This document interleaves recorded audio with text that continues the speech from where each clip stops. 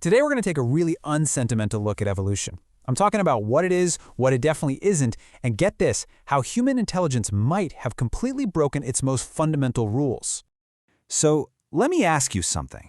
Have you ever really thought about evolution and just felt like it's a bit weird?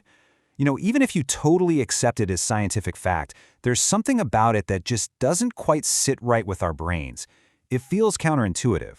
Well, there's a really good reason for that. And look, that weirdness, it's not because the theory is wrong. Not at all. I mean, the data is just overwhelming, right? From genetics to the fossil record, it's solid. No, that feeling is totally real, but the reason for it, well, it's a lot closer to home. And that right there, that's the absolute core idea we're digging into today. The strangeness of evolution has nothing to do with the science itself. It's all about this huge mismatch between the way our brains are wired to think and the way reality actually works. All right, so let's get into it. Section 1. Why does evolution feel so weird? We're going to break down exactly what that mismatch looks like. Why does this proven, solid scientific process feel so off to us? Okay, this slide really gets to the heart of it. Think about it. Our brains are basically pattern-matching machines, right? We're hardwired to look for purpose, for a plan. You see something complex like an eye, and your gut just screams designer. But that's not how evolution works. There's no intelligence guiding it. It's a two-step dance. Random mutation followed by brutally non-random selection. And then there's this idea of progress. We see it as a ladder, always climbing up. But evolution has no goal. A tiny bacterium is just as evolved for its environment as we are for ours. And maybe the biggest hurdle for our brains? The time scale. We think in years, maybe decades. Evolution thinks in millions of years. It's a scale that's just almost impossible for us to really feel. So, really quick, let's just bust a few of the biggest myths right now. First, it's not humans evolved from monkeys. Nope, we share a common ancestor. Second, it is not random chaos. Like we just said, the selection part is the exact opposite of random. And finally, it is absolutely not some guaranteed march of progress towards perfection. It's not headed anywhere in particular. Okay, so we've covered why it feels weird. Now let's get into how it actually works. And this is the part you really have to get your head around. Evolution is not aiming for perfection at all. It's running on a much simpler, almost lazy algorithm. And that algorithm has a name, satisficing. It's a fantastic word, and it's the key to everything. See, evolution doesn't ask, what's the absolute best, most perfect design for this job? It asks a much simpler question. Is this good enough to survive and make babies? That's it. If the answer is yes, the work is done. The trait gets locked in, flaws and all. And you want proof of this good enough approach? Just look in the mirror. Or, feel your aching back. The human spine is a perfect example. It's an engineering nightmare. It was designed for a four-legged animal, and we just stood it up on end. It's why so many of us have chronic pain. So why didn't evolution fix it? Simple. It was just good enough to let us walk upright, find food, and pass on our genes. Here's another one, the human eye. It's incredible, right? But it's also built backwards. Seriously, the optic nerve actually punches a hole through the retina, creating a blind spot that your brain has to constantly fill in with guesswork. You know who doesn't have that problem? An octopus. Their eyes evolved separately and are actually a better design. But ours, hey, it was good enough. And let's not even get started on wisdom teeth. What is up with those things? They're useless, they get stuck, they're incredibly painful. So why do we still have them? It all comes down to timing. The real agony usually kicks in after we're old enough to have had kids. And this shows you just how coldly indifferent evolution is.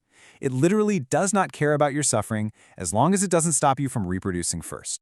I love this quote from the source material. It just nails it. Evolution isn't lazy, it's cheap. Think about that. It's not about being lazy, it's about being efficient. It spends the absolute minimum amount of effort and change needed to get to the next level of the game. So, for millions and millions of years, this good enough algorithm was the only game in town. It was the law of the land for all life on Earth. But then, in one specific line of apes, something happened. Something that didn't just bend the rules of the game, it shattered them. And that was the big break. The evolutionary discontinuity. Our brain. Suddenly, with its ability for complex language, for planning, for abstract thought, it became the ultimate survival tool. It was way better than sharp claws or thick armor or brute strength. All of a sudden, being physically perfect wasn't the most important thing anymore. Being smart was. And this led to something we can call the Great Pause, a pause in our physical evolution. Just think it through. First, our intelligence basically outsourced survival. We didn't need to be faster, we built tools. We didn't need to be stronger, we had culture and cooperation. You don't need killer claws when you can invent a spear, right? So what happened? The intense pressure of natural selection on our bodies just dropped. A bad back, weak eyesight, those things stopped being a death sentence. And because of that, all those good enough, kind of junky biological flaws, they just got preserved and passed down generation after generation. So if natural selection isn't really the main driver for us anymore, then what is? Well, it turns out we didn't just get rid of the old algorithm, we replaced it with a brand new one we build ourselves. And this new system runs on something the source calls an artificial fitness multiplier. This is a fascinating idea. It's not a biological strength like being fast or strong, it's an abstract concept, a tool, the most obvious one being money. It lets you buy the things that you used to have to earn through genetic fitness, things like safety, food, protection, even opportunities to reproduce. And this table just lays out the potential danger so clearly. Look at the shift here. Natural selection, over millions of years, favor things like actual physical health, a strong immune system, working well with your group. But our new system, the one based on money, it seems to favor totally different traits.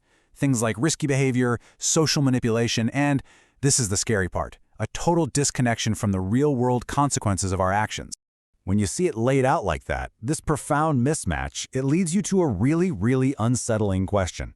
By swapping out nature's time-tested algorithm for our own, much more short-sighted version, have we accidentally engineered our own collapse? And that brings us to our final section, and it's a sobering one. Because here's the thing, we might have invented our own rules for our own game, but we don't get to opt out of the bigger game. We don't get to opt out of reality. And reality, well, it doesn't care one bit about our money. This is what it all comes down to, the great mismatch. Our artificial system is set up to reward behaviors that are great for an individual or a company right now in the short term, but those same behaviors can be absolutely catastrophic for our species and for the planet in the long term. There's a term for this in biology. It's called maladaptive selection. That's when a trait that used to be helpful becomes harmful because the environment changed. The terrifying twist? We're the ones who change the environment. And that leaves us with this final, powerful idea from the source material that just kind of hangs in the air. Evolution created intelligence. Intelligence broke evolution. Reality will select the outcome. We are living inside that last phrase right now. We've kicked off this incredible planetary-scale experiment, and now we're waiting to see the results. We're waiting to see if the cold, hard logic of reality is going to validate our new system or if it's going to terminate it. Because in the end, the final judge is in our economy. It's the ecosystem.